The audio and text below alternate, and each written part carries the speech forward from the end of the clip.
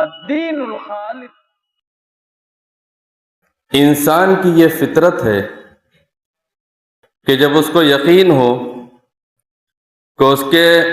اس کام کی نگرانی ہو رہی ہے، کوئی ہے جو اسے دیکھ رہا ہے، اسے ناپ رہا ہے، تول رہا ہے، تو اس کے اس کام میں انہماک اور لگن بہت زیادہ بڑھ جائے گی، اور وہ یہ سوچے گا کہ میرا کام کماقو ہونا چاہیے تاکہ نگرانی کرنے والے کو کوئی شکایت نہ ہو۔ ایک مسلمان بندہ جس کے دل میں ایمان ہو، ایمان کی رمق ہو، تو ہمہ وقت اللہ رب العالمین کی مراقبت کا خیال اس کے دل میں ہوتا ہے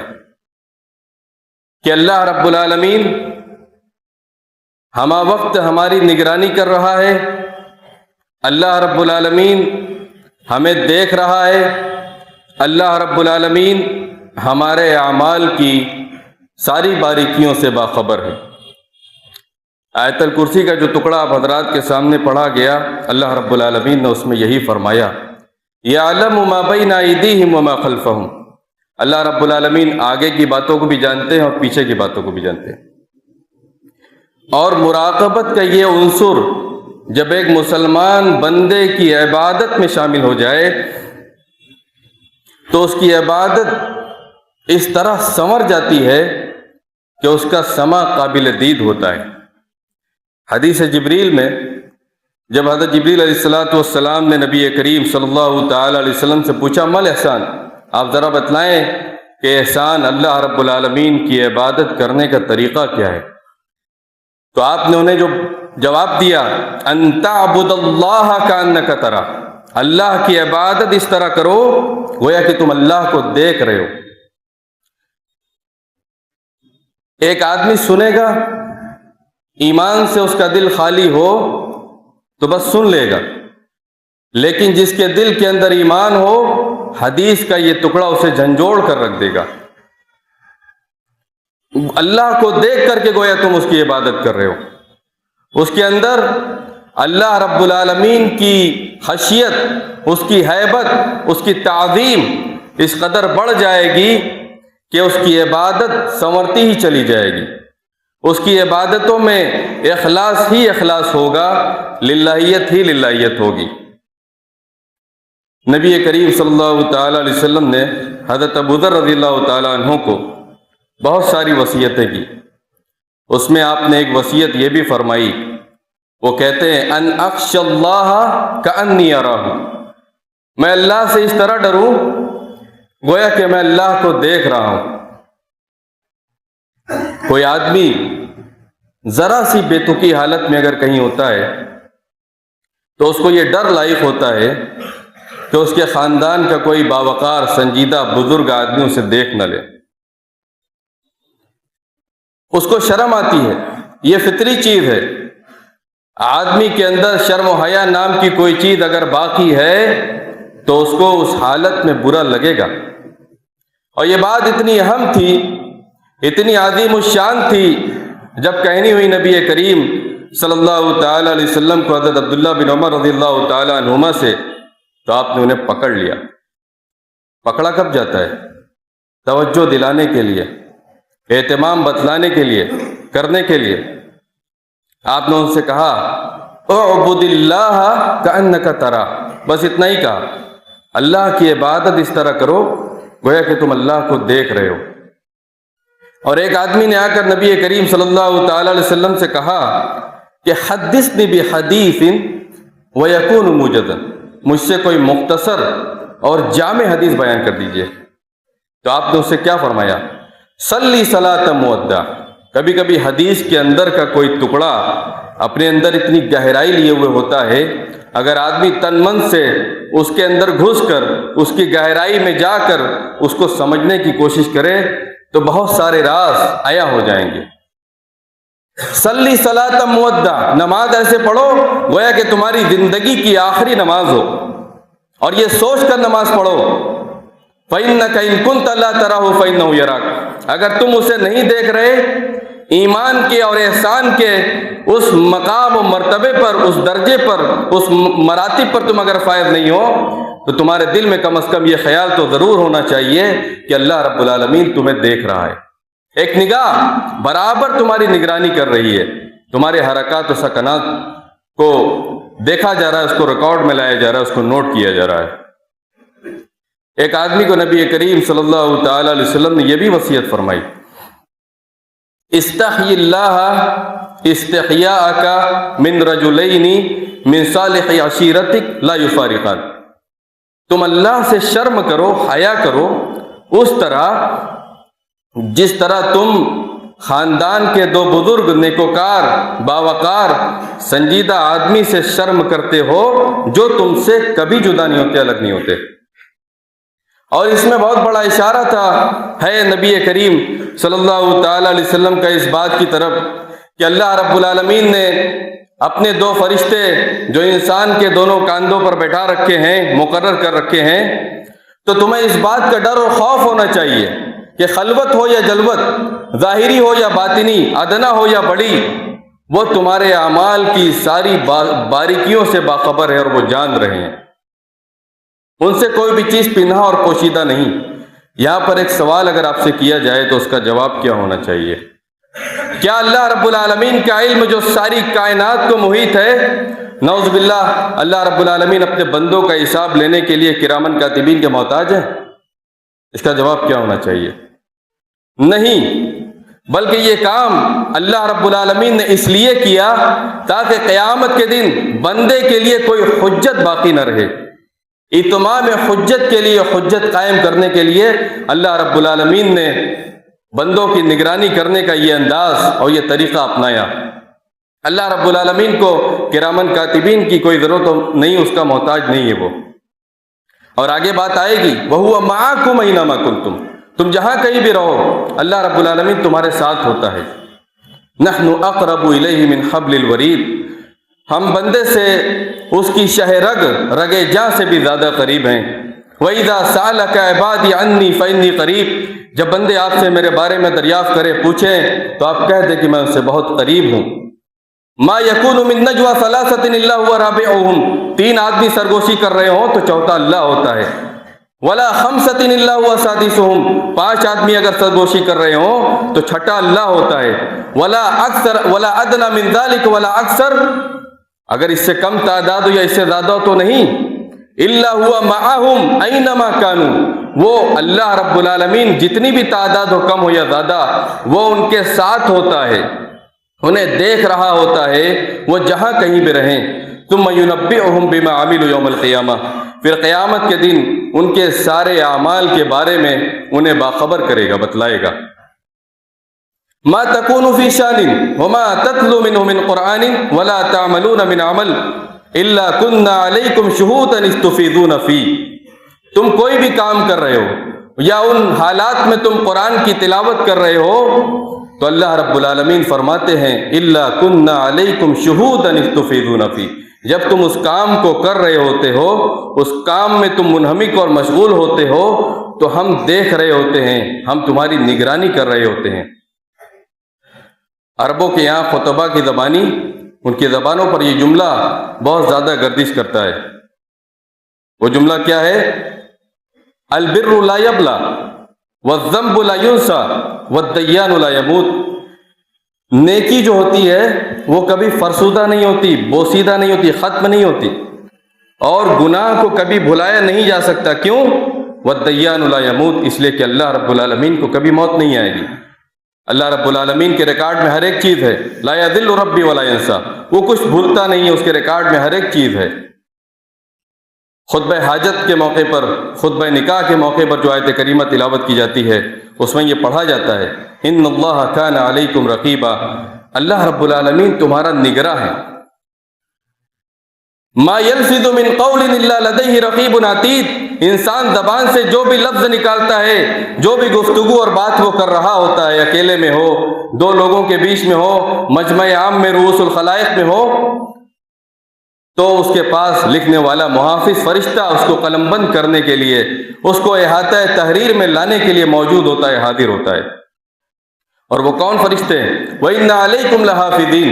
كِرَامًا كَاتِبِينَ يَعْلَمُونَ مَا تَفْعَلُونَ، تمہارے اوپر متعین ہیں نگراں باعزت لکھنے والے جو تمہارے کرتوتوں کو بہت اچھی طرح جانتے ہیں،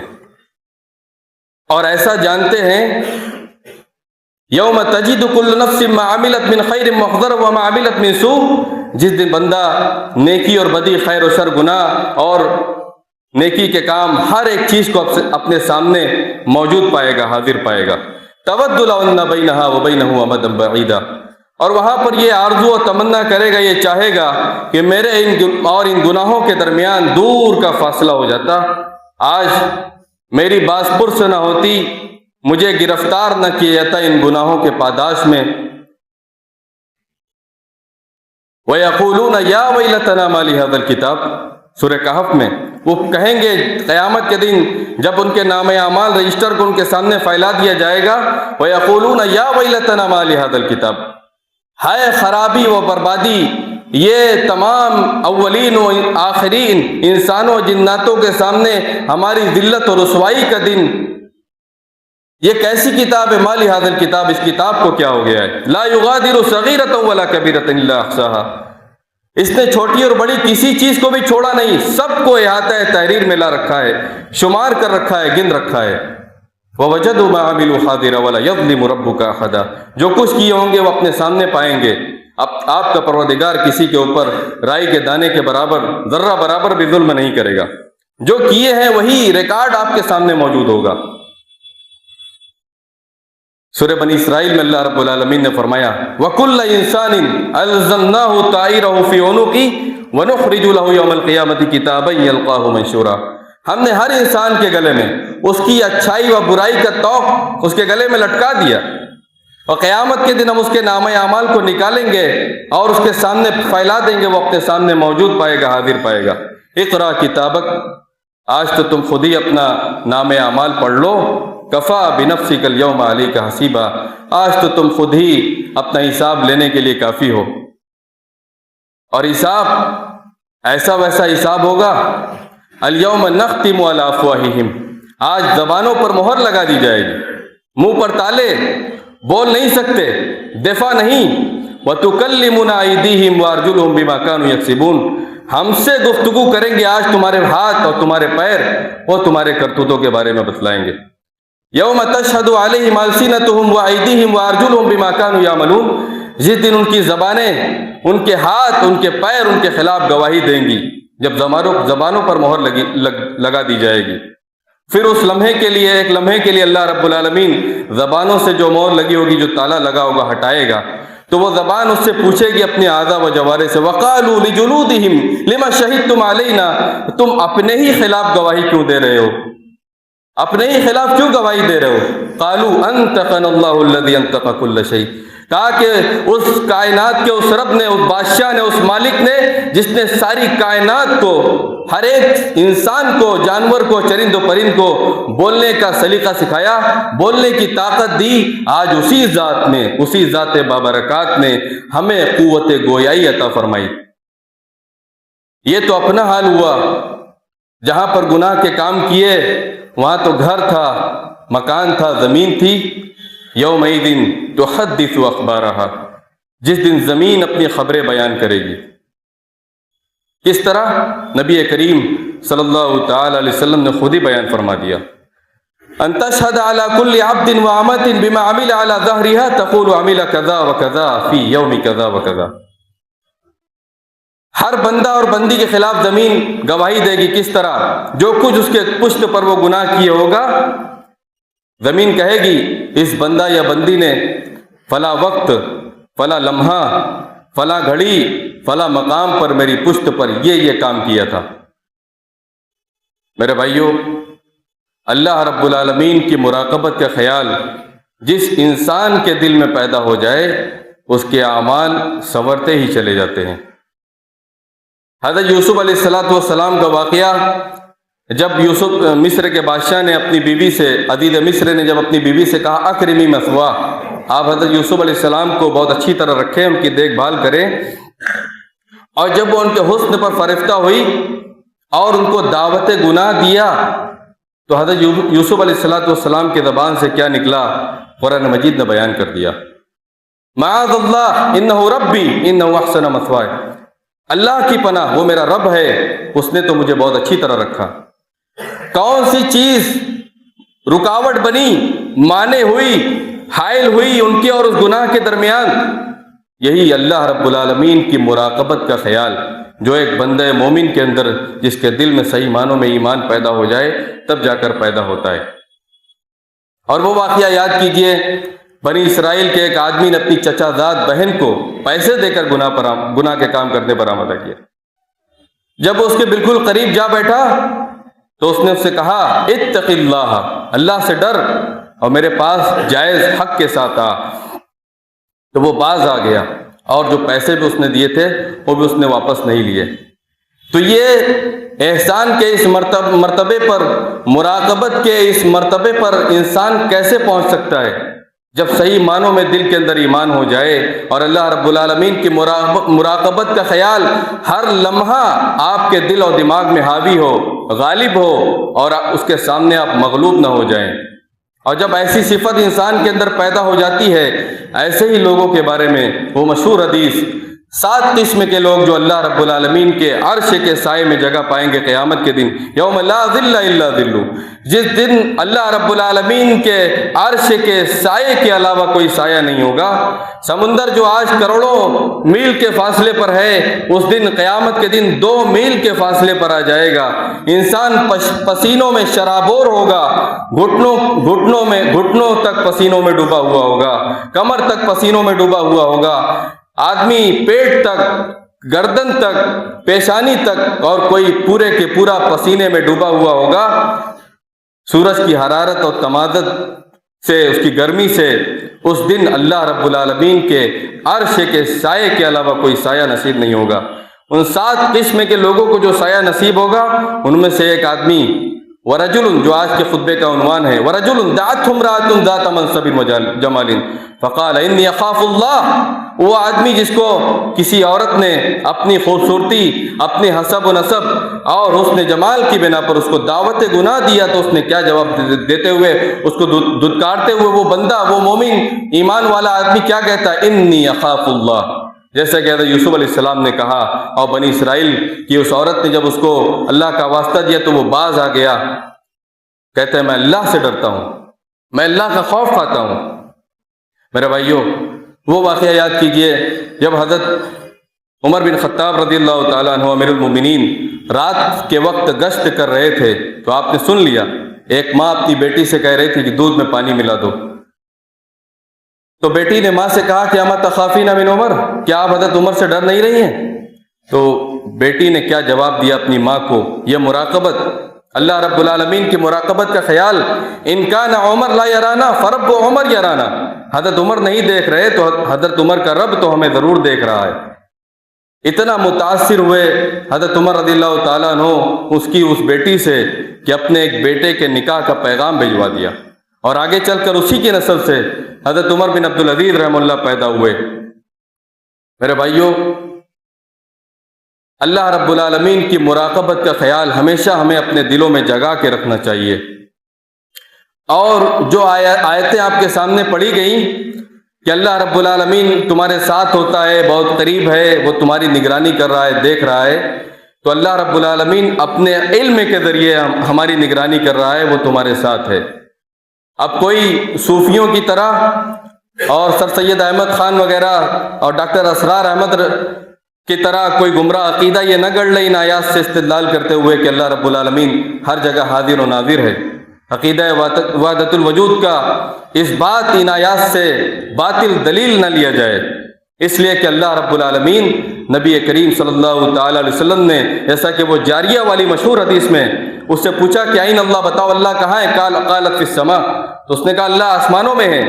اور اللہ رب العالمین نے خود ہی فرما دیا الرحمن علی العرش استویٰ، رحمان عرش پہ مستوی ہے۔ ساتوں یہ پہلا آسمان 50,000 سال کی مسافت طے کر کے پہلے آسمان تک پہنچے،